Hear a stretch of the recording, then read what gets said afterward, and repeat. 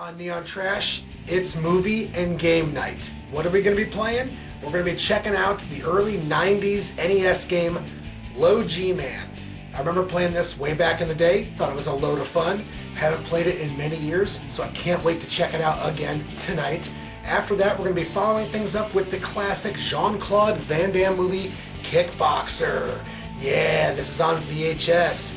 Anyways, guys, I can't wait to get right into this review. It's going to be a fun night. It's Saturday. I've been drinking. Let's get right to the show. First up, we're checking out Low G-Man on the NES. Let's go.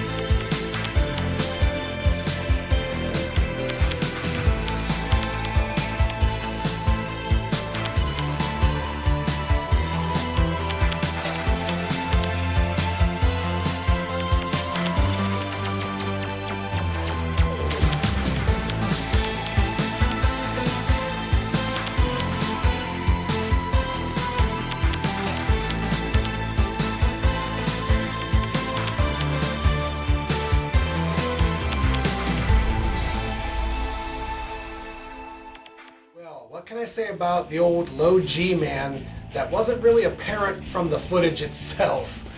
This is definitely a video game that is a product of its time. Back in the day, during the 1980s and the 1990s, Nintendo had a ton of video games produced for the system. I know this is going to sound weird, but I would rather play an interesting shitty game than a big budget, over-bloated, overthought game, if that makes any sense. The same can't be said during the era that games like this came out during. Today, big budget games are way over the top, and they're a lot of fun. I play my fair share, but there's something about these bargain basement weird titles like Low G-Man that really speaks to me. The game itself is nothing to write home about. The overall animation is kind of choppy.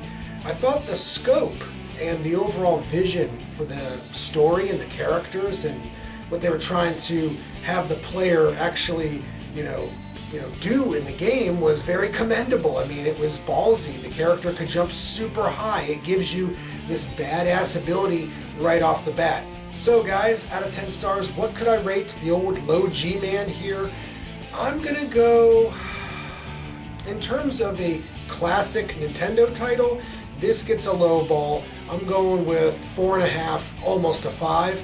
But if you like shitty video games and you want to check out one of the better ones on the old 8-bit Nintendo, then I might rate it a little bit higher and give it a flat 6. With all that being said, guys, let's move on to our movie review. Like I was saying at the beginning of this, we're going to be checking out Jean-Claude Van Damme's Kickboxer. Check out that motherfucking trailer, and we'll be right back, Cyberpunks and Retro Nerds. A champion from the West, a legend of the East, a competition that went too far. No! That's my brother! No! Now, an untested challenger seeks an unwilling master. May I help you? To learn the art of an ancient combat. A combat where to survive, you must destroy.